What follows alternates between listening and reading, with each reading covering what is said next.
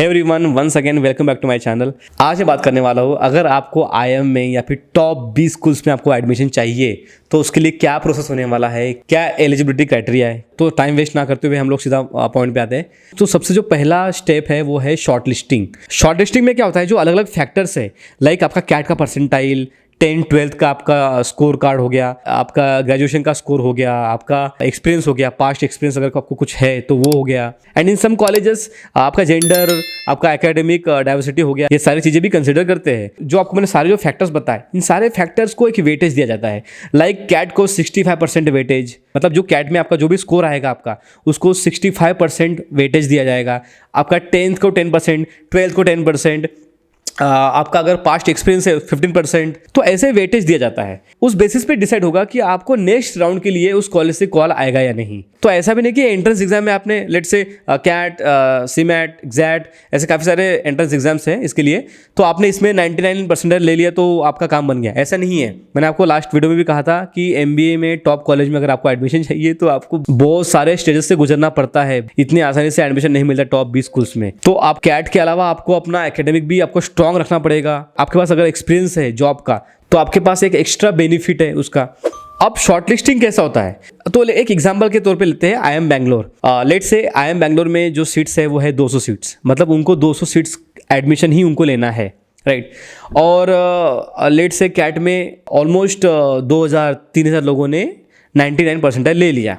तो क्या सभी को एडमिशन मिल जाएगा IIM बैंगलोर में? नहीं ना। तो वहाँ पर क्या होगा, IIM बैंगलोर वाले क्या करेंगे, IIM बैंगलोर वाले उसमें से भी फिर फिल्टर करना शुरू करेंगे। लेट से अगर एक स्टूडेंट ने कैट में 99 लिया है और उसका जो पास्ट एकेडमिक जो परफॉर्मेंस है वो कंसिस्टेंटली बहुत मेंटेन रखा हुआ है, मतलब कंसिस्टेंसी है उसके पास्ट एकेडमिक रिकॉर्ड में, तो उसको ज़्यादा प्रायोरिटी मिलेगी, उसको कॉल आएगा। और ऐसा कोई बंदा है, ऐसा कोई स्टूडेंट है जिसने कैट में 99 भले लिया हो, बट उसका जो अगर पास्ट रिकॉर्ड देखोगे तो जैसे 10th में उसने 70% लिया होगा, मे बी 12th में उसने फिर से 50% लिया होगा, और फिर ग्रेजुएशन में उसने ज़्यादा लिया होगा। तो उससे क्या समझ में आता है कॉलेज को कि ये अपने एजुकेशन में या ये किसी काम में कंसिस्टेंट नहीं है। तो कंसिस्टेंसी बहुत मैटर करता है। तो ऐसे करके वो क्या करेंगे, 1200 लोगों को निकाल के वो 800 लोगों को ही कॉल करेंगे, शॉर्टलिस्ट करेंगे, और उनको वो अगले राउंड के लिए, मतलब PI राउंड के लिए वो कॉल करेंगे और बुलाएंगे। अब PI का मतलब क्या है? PI का मतलब होता है पर्सनल इंटरव्यू। अब PI राउंड की बात करो तो PI राउंड में भी आप देखोगे तो उसमें भी काफ़ी सारे स्टेजेस है। लाइक उसमें आपका GD होता है, मतलब ग्रुप डिस्कशन। GD क्या होता है, हालांकि मैं आपको इस वीडियो में नहीं बताऊंगा, वरना काफ़ी लंबी वीडियो हो जाएगी ये भी। लेकिन आप ये समझ लो कि वो भी एक स्टेज है, GD ग्रुप डिस्कशन।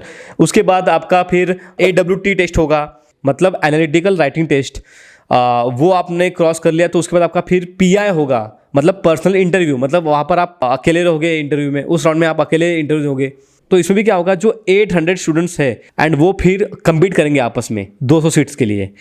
लेट से पहला राउंड होगा GD। तो GD में क्या होता है, जनरली 10-10 लोगों का ग्रुप बनता है या 8 लोगों का ग्रुप बनता है, ऐसे मतलब ग्रुप बनते हैं बहुत सारे, और उन ग्रुप्स को टॉपिक्स दिया जाता है ऐसे बोलने के लिए जो करंट अफेयर से रिलेटेड हो या करंट जो ट्रेंड्स है उसके रिलेटेड हो। तो ऐसे उनको टॉपिक्स दिया जाता है और वो चेक करते हैं, एनालाइज करते हैं उस ग्रुप में कौन से ऐसे स्टूडेंट्स हैं जो उस टॉपिक को अच्छे से समझ पा रहे हैं, उस पर अपनी कुछ ओपिनियन दे पा रहे हैं। तो ऐसे करके वो हर ग्रुप में से भी वो फिल्टर करना शुरू करेंगे। लेट से 10 लोग हैं तो 10 लोग में से 4 लोगों को या 5 लोगों को वो नेक्स्ट राउंड के लिए सिलेक्ट करेंगे, एंड देन बाकी जो है वो रिजेक्ट हो जाएंगे। तो वहाँ पर भी आपका स्कोर काउंट किया जाएगा, उस स्कोर को भी वेटेज दिया जाता है। उसके बाद आपको AWT टेस्ट होगा, उसमें भी आपका स्कोर अगेन आपको अच्छा करना होगा।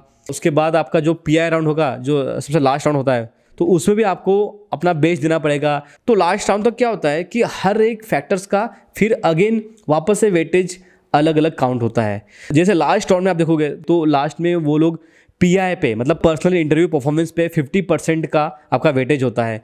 एंड कैट स्कोर की बात करूँ या फिर सीमैट जो भी आपने एंट्रेंस एग्जाम दिया होगा उसका भी आप देखोगे तो 25% उसका भी वेटेज होता है, 25% का। एंड उसके अलावा AWT टेस्ट का देखेंगे तो AWT टेस्ट का भी 10% वेटेज होता है। एंड एकेडमिक और आपका अगर वर्क एक्सपीरियंस अच्छा हो, अगर आपका एकेडमिक अच्छा हो, आपके पास अगर वर्क एक्सपीरियंस है, अगर आपने लेट से आपने 2 से 3 साल आपने जॉब किया हुआ है ऑलरेडी, तो उसका भी अप टू 15% का वेटेज होता है। मतलब शॉर्ट लिस्टिंग प्रोसेस में आपका जो एंट्रेंस एग्जाम का जो स्कोर है वो ज़्यादा मैटर कर रहा है, राइट, वहाँ पर ज़्यादा उसका वेटेज है। एंड वही आप देखोगे तो लास्ट राउंड आते आते उसका जो वेटेज है वो कम हो गया, और लास्ट राउंड में आपका जो पर्सनल इंटरव्यू का जो वेटेज है ज़्यादा हो गया, राइट। मे बी ये हर कॉलेज का अलग अलग एक रूल होता है, कोई फिक्स नहीं है, बट हाँ ये कुछ ऐसे फैक्टर्स है जो कि कॉलेजेस जो है, जो टॉप 20 स्कूल है इंडिया में, वो इसको कंसिडर करती है, और इस बेसिस पे ही आपका शॉर्टलिस्ट होगा। मतलब 800 लोग शॉर्टलिस्ट हुए थे, उसमें से 200 लोगों को ही एडमिशन मिल पाया, बाकी 600 लोग फिर वो किसी और टॉप 20 स्कूल्स का सेम प्रोसेस फॉलो कर सकते हैं।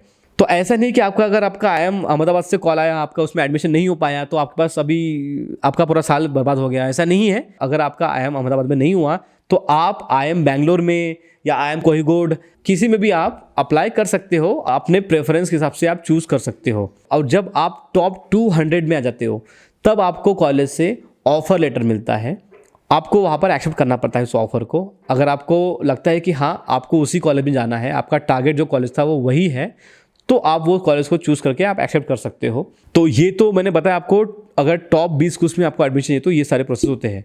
सो होप ये वीडियो देखने के बाद आपका डाउट जो है वो क्लियर हो गया होगा कि अगर आपको टॉप 20 स्कूल्स में एडमिशन चाहिए तो क्या सिलेक्शन प्रोसेस होने वाला है। एंड अगर आपका डाउट क्लियर हुआ होगा, अगर आपको ये वीडियो इन्फॉर्मेटिव लगी भी होगी, so don't forget to like my video and subscribe to my channel. मेरे चैनल को सब्सक्राइब करना ना भूले नीचे दिए बटन पर क्लिक करके। तो मिलते हैं नेक्स्ट वीडियो में, जहाँ पर मैं बात करूँगा अगर आपको GD क्रैक करना है तो क्या क्या इंपॉर्टेंट पॉइंट्स है जो कि आपको ध्यान रखना है।